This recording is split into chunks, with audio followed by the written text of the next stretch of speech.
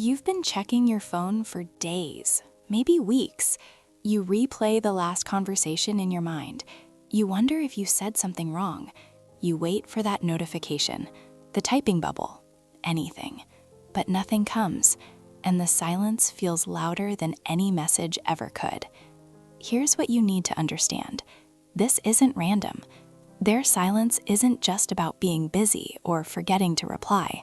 There's something deeper happening here, something most people never stop to recognize. And by the end of this video, you're going to see the real reason they haven't texted. And it's probably not what you've been telling yourself. Stay with me, because what I'm about to share will shift how you see this situation completely. And more importantly, it'll give you the clarity you've been searching for. Let's start with the first thing you need to know. When someone doesn't text you back, your mind immediately goes to rejection. You think they don't care. You think you're not important enough. You think maybe they've moved on or found someone better. But here's the truth. Their silence often has nothing to do with how they feel about you. It has everything to do with what they're avoiding in themselves. Think about it. Have you ever delayed responding to someone, not because you didn't care, but because you didn't know what to say? Or because responding felt like opening a door you weren't ready to walk through? That's what's happening on the other side of your unanswered message. They're not ignoring you. They're managing something internal. Fear, confusion, overwhelm, uncertainty about what comes next. Now, I know what you're thinking. If they cared, wouldn't they just say something? Wouldn't they explain? And yes, in an ideal world, they would. But people don't always operate from their highest self. They operate from their wounds, From their patterns, from the parts of them that learned long ago that silence is safer than honesty. Here's the second thing. Silence is a form of communication, just not the kind you want to hear. When someone goes quiet, they're telling you something without words. They're saying, "I'm not ready," or "I don't know how to show up," or "I'm protecting myself from feeling too much." Some people believe that silence carries its own energy, that it holds space for what's unspoken. And in that space, there's information, if you're willing to listen differently. But here's where it gets tricky. You start filling that silence with your own stories.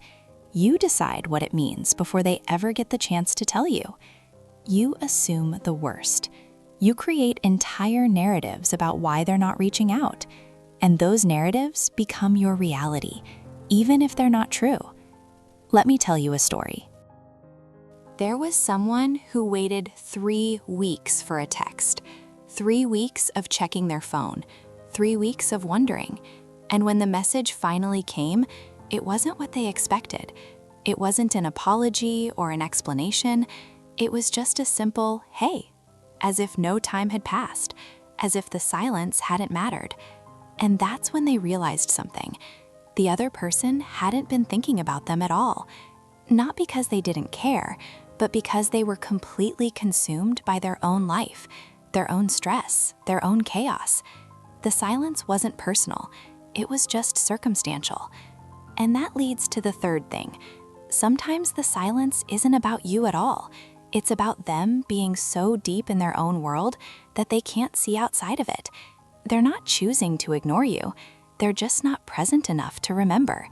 And I know that doesn't make it hurt less. But it does change the meaning you attach to it. Here's what most people miss. They take the silence and turn it into evidence. Evidence that they're not enough. Evidence that they're easy to forget. Evidence that they don't matter. But silence doesn't erase your worth. It just reflects someone else's capacity in that moment.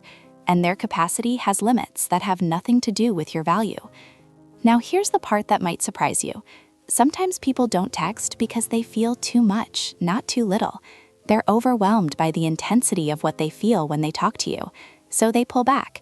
They create distance. They protect themselves from vulnerability.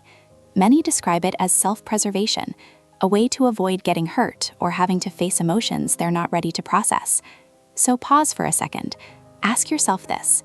Have you been making their silence about you? Have you been assigning meaning that might not be there? Have you been waiting for them to validate something only you can give yourself? Because here's the real shift. The moment you stop needing their text to feel okay is the moment you take your power back. And I'll tell you exactly how to do that in just a moment. But first, there's one more thing you need to understand. One final piece that ties this all together. And then something happens that most people completely miss. You start to realize that the person you've been waiting to hear from isn't the person you actually need. What you need is closure, or clarity, or confirmation that you matter, and you've been waiting for them to give you that. But they can't, because those things don't come from outside, they come from within. The text you're waiting for won't fix what you're feeling. It'll just delay the real work you need to do, which is learning to be enough for yourself, even in the silence. So what do you do next? How do you move forward when the silence feels suffocating? First, stop checking. I mean it. Put the phone down. Turn off notifications if you have to. Every time you check and see nothing, you're reinforcing the story that you're not important. Break that loop. Give yourself space to breathe without the constant reminder of what's missing. Second, redirect your focus. Pour your energy into something that fills you up. A project, a hobby, a friendship. Something that reminds you that your life exists beyond this one unanswered message. You are not defined by who does or doesn't text you back. Third, get honest with yourself. Ask the hard question. If they did text right now, what would actually change? Would it fix the relationship? Would it erase the anxiety you've been feeling? Or would it just be a temporary relief before the cycle starts again? Sometimes we're not waiting for the text. We're waiting for a fantasy. Fourth, communicate if you need to. If this person matters and the silence is eating at you, send one clear message. Not needy, not accusatory, just honest. Something like, "I've noticed we haven't connected. I'd love to know where you're at." Then let it go. You've said your part. What they do with it is up to them. And fifth, trust the silence. I know that sounds counterintuitive, but sometimes silence is the answer. It's showing you who's willing to show up and who's not. It's teaching you to stop chasing people who aren't running toward you. It's giving you permission to move on without needing permission. Here's what I want you to remember.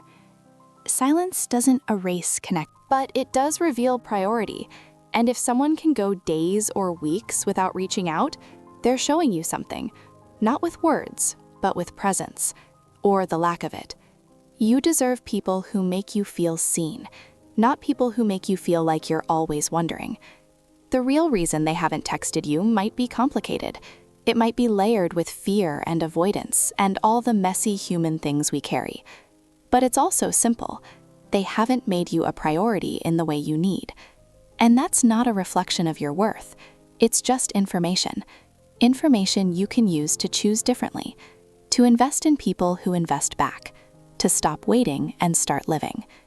If this resonated, consider subscribing.